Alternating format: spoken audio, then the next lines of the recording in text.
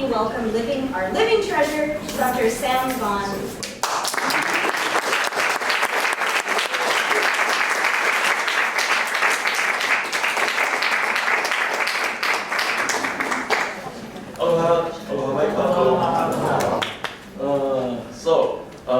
By way of further introduction, after I got my PhD, came back home, married my lovely wife who's in the corner over there. She's poised to leave because she has to be at another thing at 5:30. So if I don't get started, she's not going to see any of this. But she was undergoing her uniki under Kumujan Kyola Makaina on the lake. And at that time, I had already been ecologist at the Nature Conservancy of Hawaii for a few years, and their cohort had a whole bunch of interesting challenges. They had to create dyes of different colors, cordage, and all kinds of things. And so I thought, well, I know which plants to get a red dye, a brown dye, yellow dyes, whatever color dyes you need, or cordage, these plants make good cordage. I just started taking their cohort, their uniki cohort, out every weekend on a different trail to gather up bark of a particular plant for a tree for red dye and whatever. And among the cohort were chanters studying on Yukumu Lake, and they were encouraging me to sit in on that on his papaoli, his wine with the chant.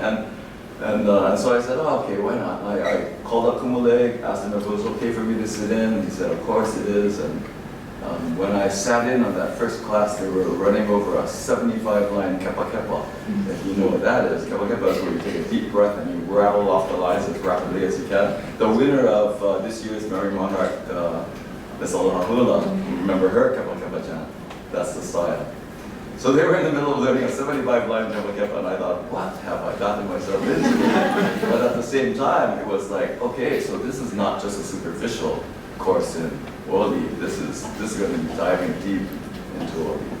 So that was in 1994 or 5, and by 2003, I had sat with Kumu Lake for nearly a decade, and he selected several individuals to uniki as kakanaleo, practitioners of chant and ceremony.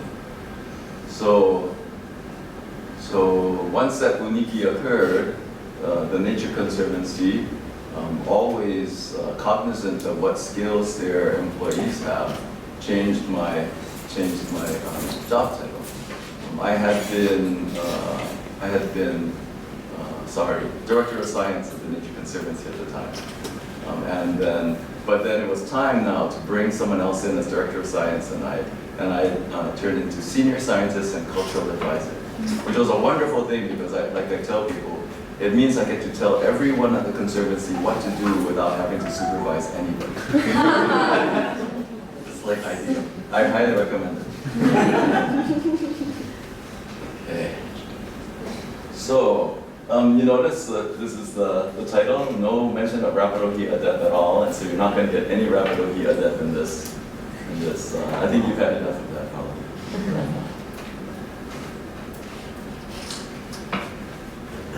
E kui talana mai nu'u, e kui ta ōhi'a lele, e kui ka ōhi'a lehua, e kui ka ōhi'a hauli, e kui ka ōhi'a moewei, e kui mai kalani, kui te ao. That's the start of Apule, to Ku, God of governance, and it's a direct and powerful testimony to the long-held and persistent biocultural significance of Ōhi'a lehua, the dominant tree of our native forest. The Ōhi'a lehua tree, of course, is the dominant species in Hawaiian forest, adaptable, extremely variable species, flower color, leaf shape, stature, etc. And its nectar-rich flowers provide the mainstay for Hawaiian honey creepers such as this apapane. And as the dominant tree of Hawaii, it should be no surprise that Ōhi'a lehua and other Metrosideros species carry immense Hawaiian cultural significance. So we're going to spend a few minutes going over the major cultural aspects of this amazing tree. The tree itself is considered one of the kino lau, or physical manifestations of Ku, one of the 4 principal Hawaiian deities. But other gods and goddesses of Hawaii also lay claim to Ōhi'a. For example, the first line to a well-known chant to Laka, deity of the hula, says, "No hoana laka I ka ulu wehi wehi ka ōhi'a ku I luna o Mauna Loa." Right? Laka resides in the thick forest growth, the Ōhi'a tree standing tall on Mauna Loa.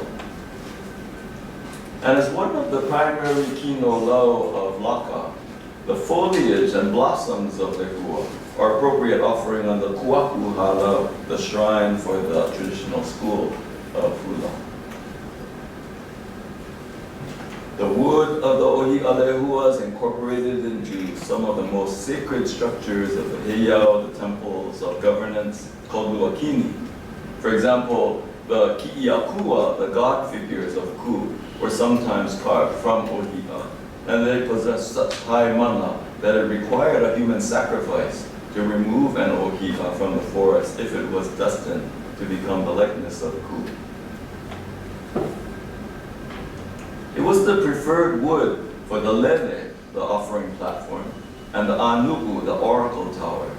Indeed, the opening chant of this presentation started with e ku I ka lana mai nu'u, e ku I ka ōhi'a lele, which means o ku of the offering levels and ku of the ōhi'a offering platform. In addition, the pa, the enclosures that surround the most sacred sites, were fashioned out of ōhi'a bowls, such as these surrounding the hale o Keawe at Pu'uhonua o Ho'onaunau. That's on the Kona coast, right, and on Hawaii Island. It's interesting that because the Nature Conservancy's Kona Hema Preserve is in Honolulu at about maybe 4,000 or 5,000 feet in the middle of really nice Ōhi'a forest, the folks at Pu'uhonua o Ho'onaunau asked us whether or not they could extract some very tall, straight Ōhi'a trees to refurbish some of their hale here. And so we had to put that up the chain all the way to the national headquarters for the Nature Conservancy.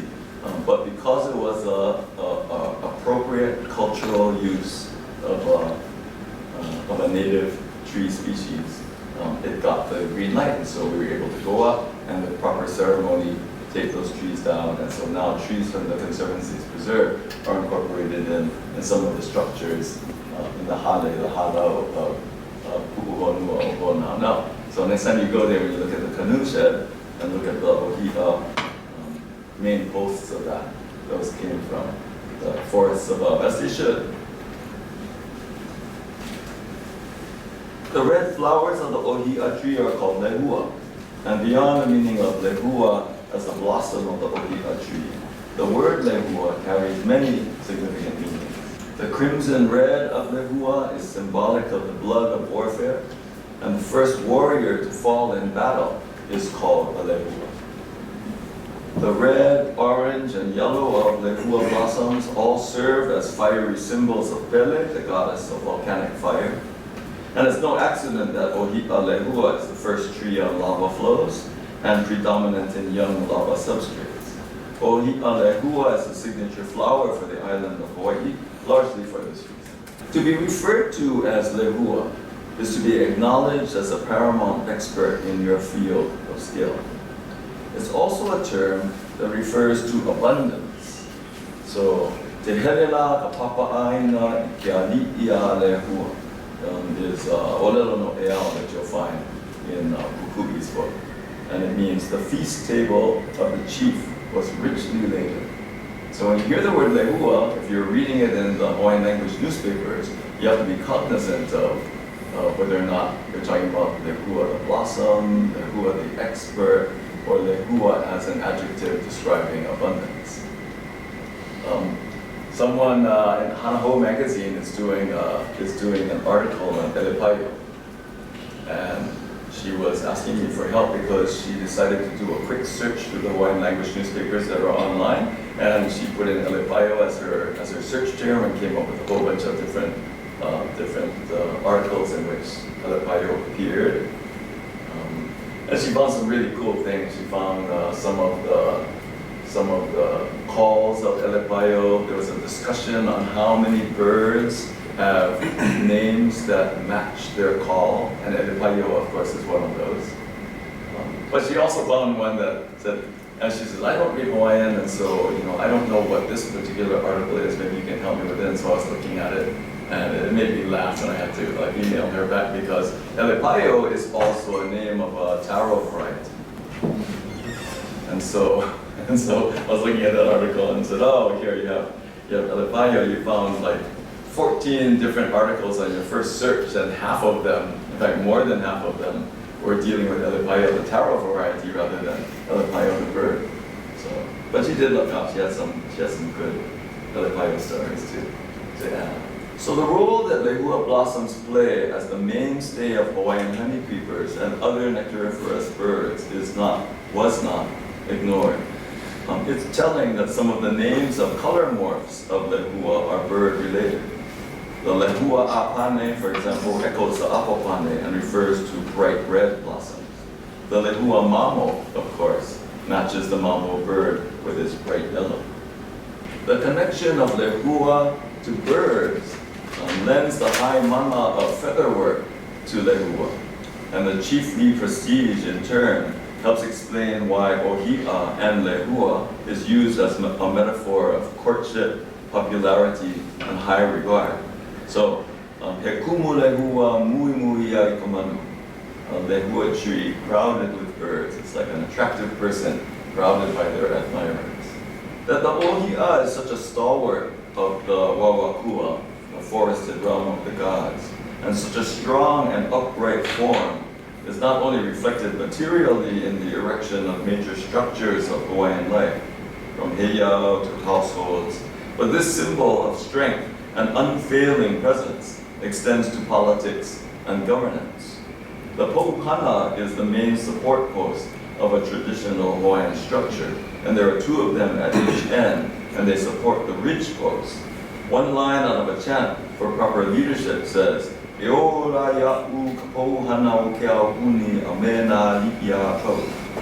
give life to me, the support post of the government, and to all of the chiefs. For its superior strength, the wood of Ōhi'a is preferred for weapons such as la'au and pahoa. The same properties applies to in hula. Rhythmic drumming provides the acoustic structure within which the dance is performed, setting the cadence and the mood. But here, Ōhi'a extends into the realm of sound with sharp ringing percussion of the ka la'au. The brilliant colors of lehua blossoms makes the lei lehua among the most exalted of Hawaiian lei. In la'au lapa'au, the tender liko lau or leaf buds and the a'alewa or the aerial roots were used in a variety of ways, as a tonic and as intervention for failed appetite and as treatment for various infections. When I first learned that the a'alewa were used as treatment for failed appetite of a patient, I thought to myself, oh, I wonder how that works. You nibble on the roots of Ōhi'a and lehua, and it makes you insatiably hungry, right? It's like, oh, how does that work?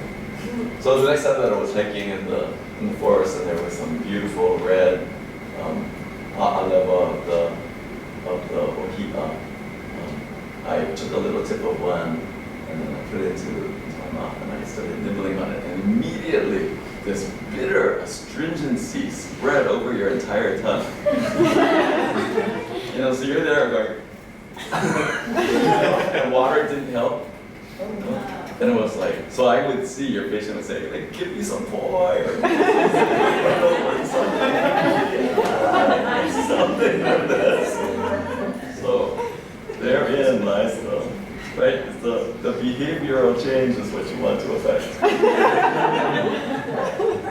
As a prevalent and easily recognized presence in ecosystems from sea level to tree line, numerous olelo no ea wise and poetical sayings refer to Ōhi'a as a positive symbol of strength, sanctity, and beauty. Olelo no ea are often derived from oli, chant, and mo'olelo, story. And the frequency of mention in such mo'olelo is an indication of significance. right? If it's an obscure plant, it might not appear at all in the most common oli or mo'olelo. So it's notable that in the epic tale of Hi'iaka i Ka Ōhi'a lehua is the single most mentioned plant in that long epic, far outstripping any other plant except for perhaps hala. And the reason why that hala would be up there is that the hua hala, the fruit of the hala, is the signature lei of Hi'iaka i Ka. So of course it's going to be mentioned whenever she is mentioned, and all of her epithets are added to her name. The hala is going to be there. But as a sister of Pele, whose kino is lehua, of course you would expect also that the lehua and Ōhi'a would be mentioned. So there's no escaping the cultural significance of Ōhi'a lehua. So one of the chants in Hi'iaka Ka has a line, no puna lehua ula i ka papa, ula i ka papa ka lehua o puna. Love that, because it's so redundant and yet and it's poetic. So the thing is, no puna lehua ula i ka papa. It's like from puna whose flaps are reddened by lehua. I ula ka papa ka lehua o puna puts the reason why those flaps are red. They are reddened by the lehua of puna. But the counter to that, of course, is that the fiery red stripes of Pele also go frequently down through the lands of Puna. So you get all of this kind of wordplay in the middle of that kind of thing. And it's the kind of thing that makes chant and mo'olelo way more fun once you know what's going on. In the Hawaiian dictionary, the widely known and oft-quoted warning that picking lehua blossoms will bring rain is mentioned there. So the tree is dominant in wet forests. So it's not surprising that the tree and the flower is strongly associated with rain. Numerous rains incorporate lehua into their names, such as the famous Ohukaniohi'a lehua of Hilo. But there's also the Moaniani lehua and the Lili lehua. What I find interesting is that many of these are misty rains. The Lili lehua is a cold, misty rain. The lihau, for example, is a cloudy, almost cold, high elevation rain. Kani normally is a sound, right? And so when you hear kani kapila, it's like play the instruments, right? When you hear kani kapu, it's like blow the poo shell. So when you say kani lehua, you go, wow, make a noise with the lehua blossom. You know, how do you make a noise with the lehua blossom? And in fact, if you look if you did a search, Ohukaniohi'a lehua on Google, you'll find often the translation that's given is rain that tinkles the lehua blossoms of Hilo, right? I know, I've stood in the rain, a forest where full-on blossoms are there, and when the rain hits the lehua blossoms, it does not tinkle, right? Like it's some sort of metallic thing or whatever. So that's not it.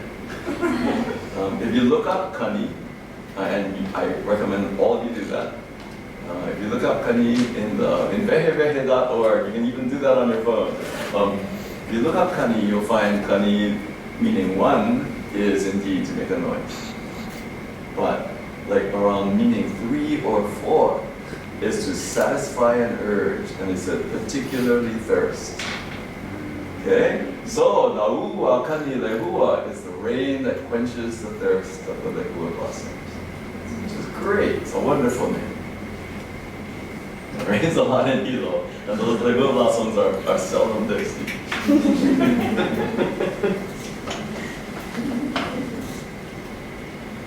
So let's see, I have here in my notes, kani lehua, kinai lehua, kinimaka lehua, kiuwei lehua, moe lehua. See also lu lehua and moa'e lehua, which are wind names actually. So when it comes down to the names of winds and rains, the 3 that I offered there were just the tip of the iceberg.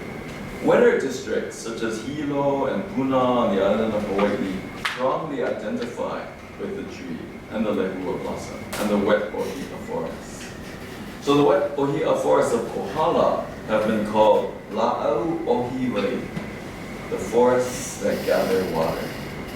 So, linking in the minds of Hawaiians, the name Ōhi'a alludes to the gathering Ohi of the water of life, high in the realm of the gods.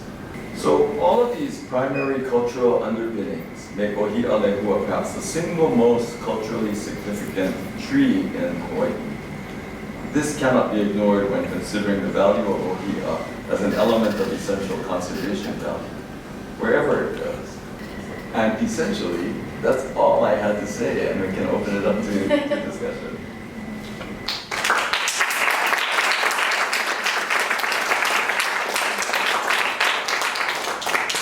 Thank you. This is a beautiful, big Ōhi'a tree way up in the slopes of Nuku on the south flank of Honolulu. And there's no good scale there, but it's way thicker than a person. So if you were to stand next to it, it would be like, yeah, that's a big tree. So, do you have questions, or do you want to discuss stuff? So I'm perfectly happy to do that kind of thing. Hi, sorry. I have a question. So when people do appropriate protocol and they want to remove the tree for maybe making the steps or something like that, do people choose a tree that's still alive, or do they choose trees that have already passed? You know, if you're choosing wood, it's hard to, unless you know exactly when that tree died, it's hard to tell what the quality of the wood is going to be. So, in the case of the trees for Honolulu, it essentially turned into a thinning project, where we entered into a place where there was a large cohort of Ōhi'a trees of the same age, and they were all narrow and fighting for life. And so there was a forestry reason for removing a couple of them, and also a cultural reason for doing that. That was really enjoyable because the staff at Ohukaniohi'a are often lineal descendants of the people of that area. And so they were very sensitive to the cultural protocols that everywhere from when we entered the forest to when we selected the trees to the chance asking permission to be taken, to the oli and the pule before the first cut of the ads. We didn't use any power tools. So that was, I like it when things are done that way. The national parks, I find, are surprisingly aware of and attentive to those kinds of needs. In 2006, for example, there was that big earthquake right on the island of Hawaii. I was down at Kona Villages, which is now closed because of the damage that occurred there. And it was 7:30ish in the morning, right, when that happened, just before breakfast time. And the restaurant there is down by the shore. And so we had left those huts, good thing, and we're walking down the road to the restaurant on the shore, and this amazing low tone, a descending note that seemed to come from everywhere, suddenly caught all of our attention, and I had just enough time to think, that's the sound that the world makes just before a major. And the whole place started to rock, and the coconut trees there were actually whipping back and forth because of the moment arm of the movement of the earth, and then the shrubs underneath were vibrating at different frequencies. And it was so dry and dusty there that with each shake of the trees, a puff of dust would come off of them, and then the other direction, another puff of dust would be going that way. And it seemed like it lasted a long time, even though those kinds of things last maybe less than a minute. And when it was done, I was more excited than scared because we were out in the open and it was kind of safe. But then the first thing we hear is screaming from the shore. And I thought, if they're screaming because it's generated a tsunami, then that part of the Kona coast is like way too gentle, and we would be dead, right? So if they're screaming because there was a tsunami generated, then we're all dead. So So we were looking down, and I was looking at the ocean. It seemed normal. They were screaming because right after the shaking stopped, they were all in the restaurant right there. Right after the shaking stopped, one of the staff in there, at the top of his lungs, yells, "Run! Run for your lives!" And so they're all running for their lives. You know, and if it turns out that there was a tsunami, maybe he would have saved lives, right? But in retrospect, it was hilarious. Where was I going with this? Oh, yeah. So that earthquake caused a lot of damage on the island of Hawaii, and including to Ohukaniohi'a. Many of the walls, especially the internal walls of both of the heiau, Mailekini and Ohukaniohi'a, collapsed. In fact, the entrance to Ohukaniohi'a collapsed on itself. And every year in August, we go there for ceremonies and workshops and the like, and it was very depressing. But the national park decided they were going to repair Ohukaniohi'a, and they met with us because we're the practitioner group that uses that place, and they agreed that they were not going to use heavy equipment; that it was all going to be done by hand.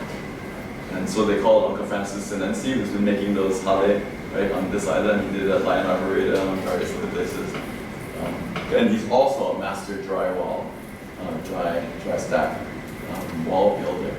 So he brought his guys from Hana, big guys from Hana, and also invited a workshop. You know, so every time that they worked on it, it would be inviting people from the Kohala area to come and join and learn how to do this as a skill. I thought it was a great community enrichment thing.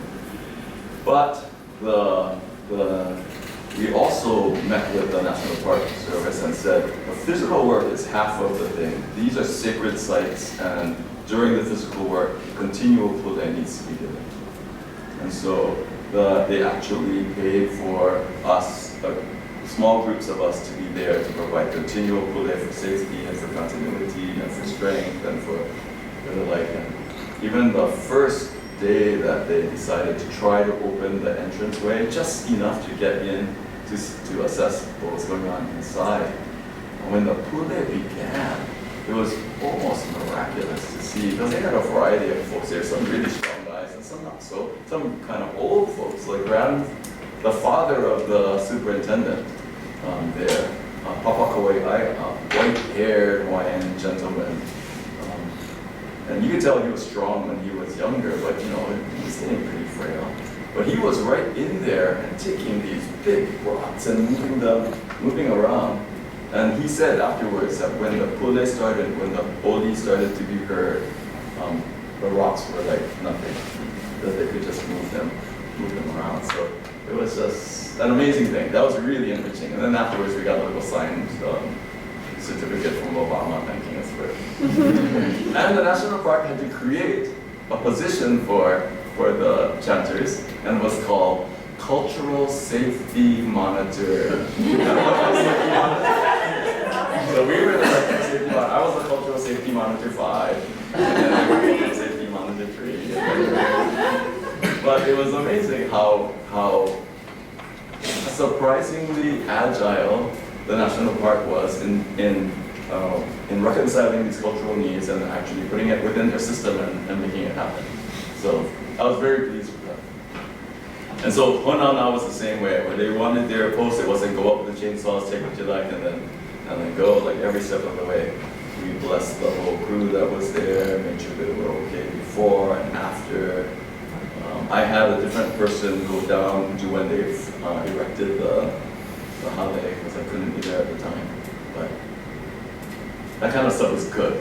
You know, when you look at the way you can incorporate cultural values and traditions into modern procedure. Okay. Sorry, that didn't even answer the question. In a much better way than tonight. So maybe it's because I'm sensitized to the rapid Ōhi'a death, but when I watched the Mary Monarch, I noticed a notable lack of Ōhi'a lehua, and noticed a lot of maile. Did you notice a difference in the adornments of the hula dancers? And do you have anything more to say about that? Yes, I mean, early on, when Ka death was becoming more and more prevalent, there were folk, in fact, the Ka death folks went to talk with the Mary Monarch. And at first it was kind of this dismissal of it. It's like, yeah, that's a problem, but almost like shrugging. And indeed, when I first got in touch with Ka Ōhi'a about this problem, she said, you know, Ohu, I think the best thing we can do is offer our pule and watch carefully. And but by the time Mary Monarch was happening, she was right there at the edge of the fire pit that they had made specially for the disposal of any lei, including any lei out of lehua, so that you would not take it back to your island, right? So the part of the procedure was, I remember also getting the first letter from the Department of Agriculture saying, we're really concerned about Mary Monarch and what that will mean about the movement of material from the island to and from the island of Hawaii. And the fact that many halau go into the forest to gather their material and might become contaminated on their boots or on their clothing or the leg, and then spread it further and more rapidly on the island of Hawaii. So I said, well, you know what you should do is you should draft a letter to send out to all of the kumuhula almost immediately and do that. They said, well, we don't feel like it's our part to. So there's this reticence, really, to get into, to step into that world when you're in the world of bureaucracy and rules and regulations, to try to do it. Is it, would it be taken the wrong way as like, oh, you're trying to tell us what to do or restrict our traditional practice or the like? And so I and others actually started contacting a number of kumuhula that I know are always very cognizant of these kinds of things. They're the ones that grow native plants in their yards and try not to go into the mountains to pick because of the impacts that they might have. And we started just informally informing our networks of hula practitioners about this problem. So by the time that I was interviewed by Hawaii Tribune Herald with a horrible headline that came out that said, Kumu Hula, call for kapu on Ohi'a lehua. Did any of you remember that? Yeah. Any of you remember that?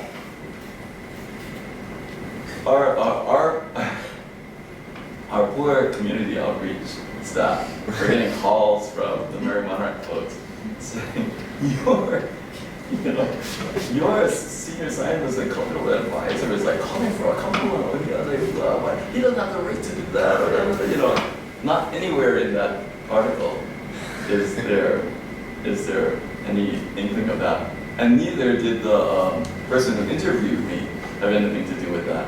But you know that the higher up editors are the ones that provide the titles of those things, and they just happen to provide nearly the worst title that you could possibly give to this thing. So it took a quick set of communications with a whole bunch of folks to make sure that people were all right. But it also drew this amazing focus on the issue. And it forced a kind of cultural look at what it means and what Mary Monarch could mean, both positive and negative.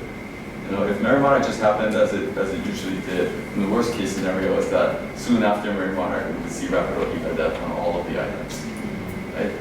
And the best case scenario is that Mary Monarch would be an instrument for mentioning how important Ohi'a lehua is and the need to find a solution to this problem. So I think we're leaning more in that direction now, and things worked out okay. And our poor outreach staff who came to me in a panic the morning after that, and I told her, I think it'll work out all right. If you read the article, the information in there is useful information and not inflammatory, not blaming anyone nor demanding that anything be done. It just says, that this is an opportunity, Merry Monarch is an opportunity to spread the word in the cultural community, so that everyone involved can play their part in minimizing this threat. So, and she came back like about a week later and said, you know what, you were right. We could have just ignored the whole thing. I said, no, we didn't ignore the whole thing, right? We had to make a whole bunch of phone calls to make sure that people realized that we had nothing to do with that title, and that they looked at the contents. It really didn't say anything like that at all. And then as it turned out, there were a number of major kumuhula that said, we are not going to use any lehua at all in our ornamentation. For this Merry Monarch, even though many of the chants it would be entirely appropriate culturally for that to be used. And the Merry Monarch folks came out and said, we will not deduct any points from people who choose not to use Ōhi'a lehua in their ornamentation. So that worked out. I was just curious to know, like, on a more regular basis, what sort of jobs you get as like a cultural consultant at Nature Conservancy, like who wants to know about cultural things? Oh, every day. Yeah. There's stuff. Oh my gosh. Nowadays, well, okay, so if you're doing an environmental assessment, part of that environmental assessment is the CIA, the Cultural Impact Assessment. And so nowadays, oh my gosh, they want to know, what is the cultural significance of things. And the interesting thing is that when the CIA process was first instituted, just before the millennium, it was looked at as a stones and sites kind of thing, right? It's like, are there any archaeological sites or burials or bones and stones, right? It's like, and then, but it has evolved. Now you look at the place, you look at the history of the place, what was the cultural significance of this place? And that includes the biological setting in traditional times, and any remaining biocultural resources that place might have. So, and now that the city and county has made it an ordinance that states that landscaping on city lands will prefer native species, they're much more interested in what grows well, what's its significance, should we plant this? Should we plant this here? Is there a cultural reason not to do so? That kind of thing. So we're living in an age in which that kind of recognition is growing. So I'm really glad to see you guys here. That's really good to hear. It's a big question, Sam, but just some comments. Can you compare traditional Hawaiian taxonomy of Ōhi'a and with the scientific taxonomy that you see? I think it was Lauren Gill that told me some time ago that the taxonomy, the naming system in ancient Hawaii has some of the best congruence with binomial nomenclature. So the interesting thing is that Hawaiian nomenclature is also binomial nomenclature, right? You have Ōhi'a lehua, Ōhi'a ai, Ōhi'a ha, Ōhi'a moiwai. And all of those ones that were mentioned in that very first chant. It was a mystery to me what Ōhi'a moiwai was. And has anybody heard of Ōhi'a moiwai? What is Ōhi'a lehua? That's easy. What is Ōhi'a ai? Mountain apple. What's Ōhi'a ha?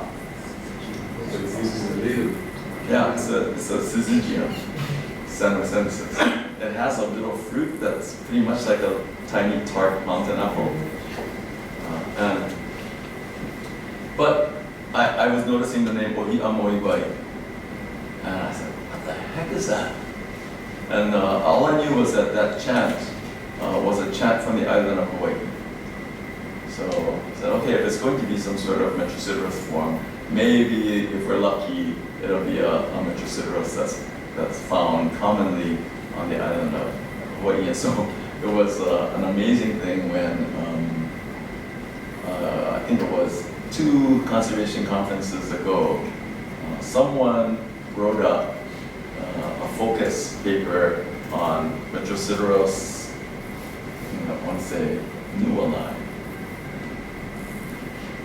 which grows in the riparian settings of North Hilo and Hamakua, alongside and among the boulders of the streams, typically on the edges.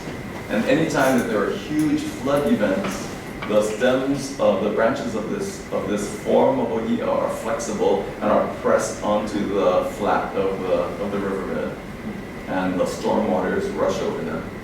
And when the flood is past, they're just back up again. And moi, of course, is to sleep, right? Or to lie down. And wai, of course, is fresh water. So you have this Ōhi'a that sleeps in fresh water. And I was like, whoa. So, anyway, I'm not going to say that Ōhi'a moi wai is Metrosideros Nualai, but sure is a good candidate for it. In 1912 or 13, Rock was working on, 1919 or so, Rock was working on an expanded version of his list of flowering Hawaiian names of plants. And who was it, I don't know, who handed me a mimeograph copy of that when I was an undergraduate student here in University of Hawaii. As was mentioned, I took more botany courses than zoology courses on my way to getting a zoology degree in here. Anybody remember Jerry Carr? Okay, so at the time he was a new professor in botanical biosystematics, and his lecture style was like, oh, the most deadly boring thing to know. Rosé, CEs, centripetal, stamination, and globules, 150 genera, and 2,700, and I was like, ah. But his labs were great, right? I really enjoyed the labs. And I was really doing well in the labs, but in the main lecture course, it was pretty dismal for me. I defined part of the tail end of the, I won't say which tail of the distribution. So the week after the drop deadline, I'm taking the lab, and Balakrishnan comes up and says, Dr. Carr would like to see you after the lab. And so I said, okay. So I go over to his office, and Bala and Dr. Carr are there, and they go, why are you still here? That's what they asked me. And I said, I'm a zoology major. I really don't have to take this course, but I firmly believe that you cannot have a good understanding of zoology without a firm understanding of botany. And they looked at each other. It's like, oh my God, someone who actually is taking this course because they want to. And I got a B in the course. By the time that the course was over, I was the only non-botany grad student in the course. So, anyway, that's the kind of person I am. And why were we talking about that? Because you had asked about binomial nomenclature. Thank you. You will find that all over the place in Hawaiian naming systems. And while some of them are completely off, a lot of them are not. A lot of them are right on. You know, they'll choose a generic name for what happens to be a genus that happens to be a genus in the Latin forming, and there will be more specific descriptors for different species based on their flowers or their fruits or their fragrance or their uses that more often than not have some sort of actual taxonomic correlation. So I really like that. Speaking of that, is there anything related or linked to the Ōhi'a that's in the ocean? Because I've heard that there's a lot of linkages between. Yeah, that's an interesting question. I can't think of one right offhand, but now that the Kumulipo is online, you know, all I have to do is pull up that thing and do a search, right? Control F. And put Ōhi'a or lehua and see whether or not you find a line that has that dualism. Hanau ka uhi kauila no hoikai kia'i iai ka kauila no hoiuka, right? Warren is the kauila eel living in the sea, guarded by the kauila tree living on land. You can find all kinds of stuff like that. Palaua and aua. Palaua Manoa is the toothed whale, like a sperm whale, and Aua is one of the alternate names for sandalwood for iwiaki. So it's fun to find that. Now the thing is, you gotta wonder whether or not there were all kinds of alternative names for Ohi'a, lehua, for Ohi'a. For example, in Aotearoa, the Metrosideros there have interesting names, like Ohukaniohi'a. Has nothing to do with anything Ohi'a related here. But if you go up to Terenga, which is the northernmost point, and Renga would be Leina in Hawaiian. And if you know what the Leina is, the Leina Kamuhane is where the spirits jump off to the ancestral lands after death. So for the Maori, the northernmost cape of Aotearoa of Te Maui, North Island, is called Terenga, which is the leaping off point. And they say furthermore that you leap from there to Hawaii, which is like great. They consider us their older siblings, so they get to leap back to us, I guess. And the thing is, there's a special pohutukawa that's called Ka Ōhi'a. And Ka Ōhi'a, if you turn that into Hawaiian, you just replace all the K's with okinas. So that would be Ahi'a, which is so close to Ohi'a that it might as well be the same thing. So you look at it, you see, Ahi'a, they call it Ahi'a, we call it Ohi'a over here. And another of the Metrosideros is called Puarata.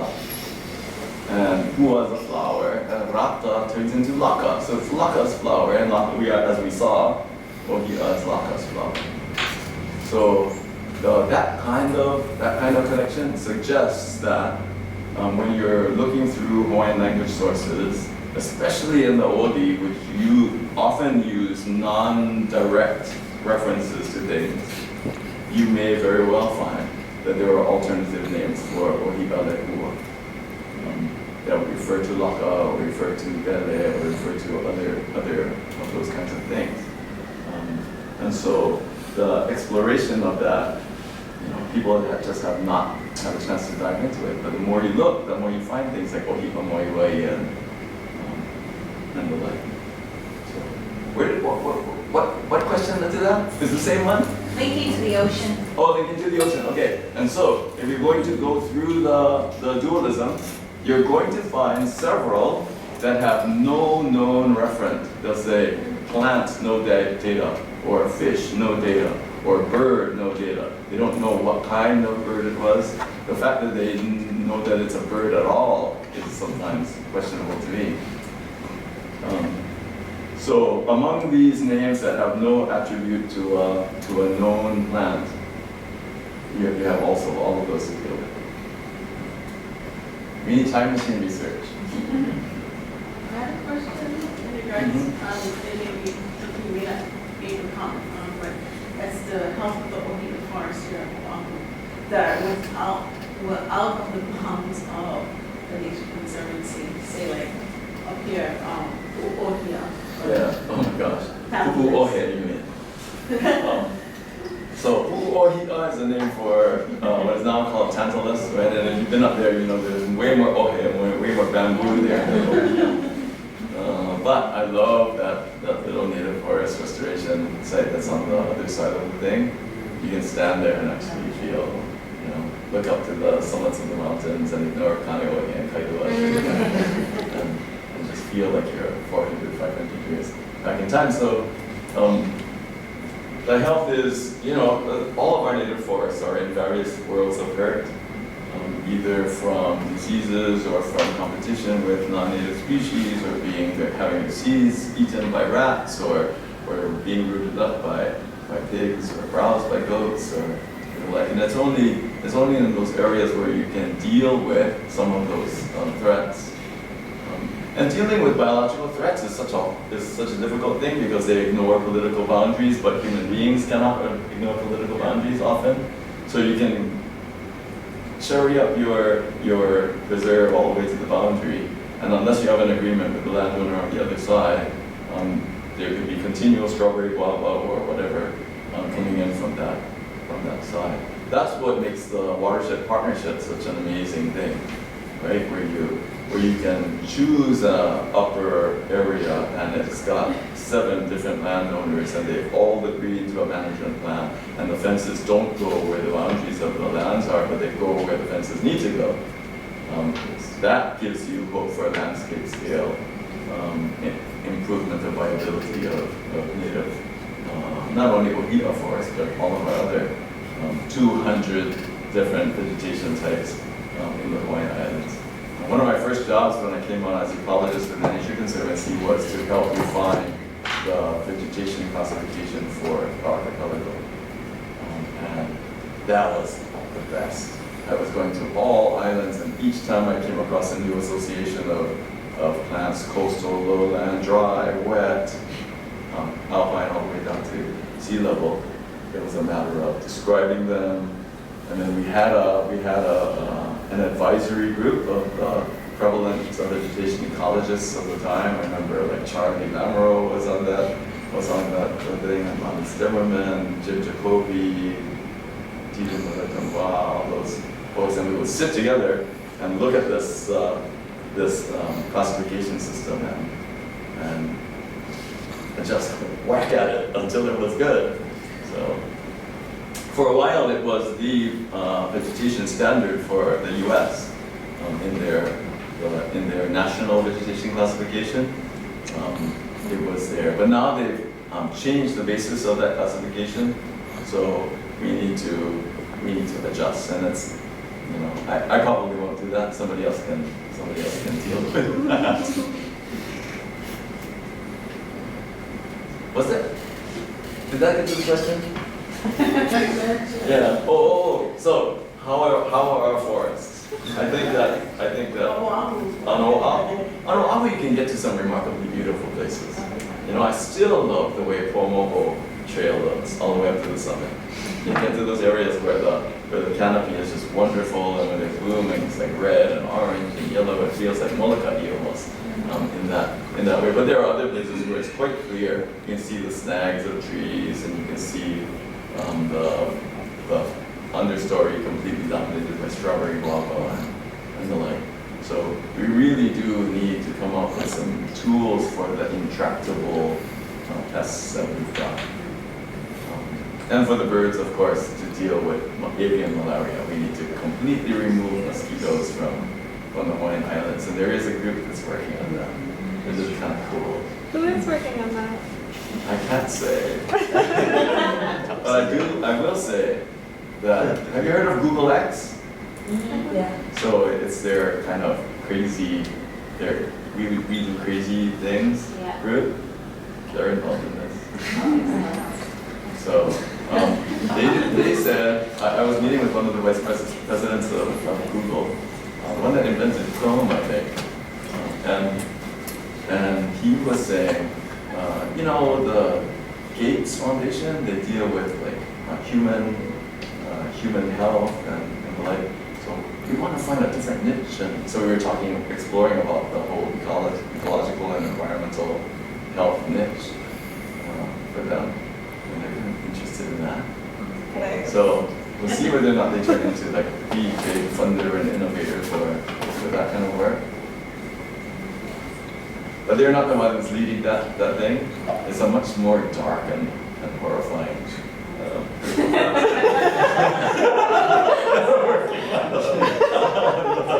On the mosquito thing. Before I ask my question, I gotta say, we work with the watershed partnership in the Ka Ōhi'a. Good. And the Pomoho Trail is really beautiful. Like, we gotta go up there all the time. We Yeah, it really is. And you know what's Waimalu Halapepe Nui Trail, and that's like one of the longest ridges to the summit, and almost nobody goes from the top of Royal Summit subdivision all the way up to the top, and it shows, right? Mm-hmm. I think in the surveys that area was one of the lowest lead density areas in the watershed partnership, and I haven't even been up there, maybe flown over it in a helicopter, but I would love to just like sit down and see Because I remember, I'm actually getting my rocking chair now. I remember. Being up on Lanihuli or on Honolulu when it wasn't just axonopus grass, right? When it wasn't carpet grass and some sad trees with drying moss on them. When you could find an Ethnobiology growing among the roots up there, and the singing tree snails up in the leaves. So like that wasn't that long ago. I mean, I'm old, but I'm not that old. I remember. Thank you, Sam. Guys are great. Thank you. Other. You should ask. Oh, I was just gonna ask, sorry, when Sorry. you discuss all the, no, don't even worry about it, we're talking story, we're not just doing a back and forth here, but when you discuss all the different kinoa that the Ōhi'a represent, I remember doing a paper many years ago when I was an undergrad on the creation of the ki'i and how they would, go into the forest and use the Ōhi'a wood for the ki'i and stuff. Did the Ōhi'a is it ever a kinoa of Lono? Or is it primarily the other ones listed earlier? Yeah, almost all of the upright, hard, persistent, there every part of the year kind of trees would be cool. Okay. In one of the chapters they talk about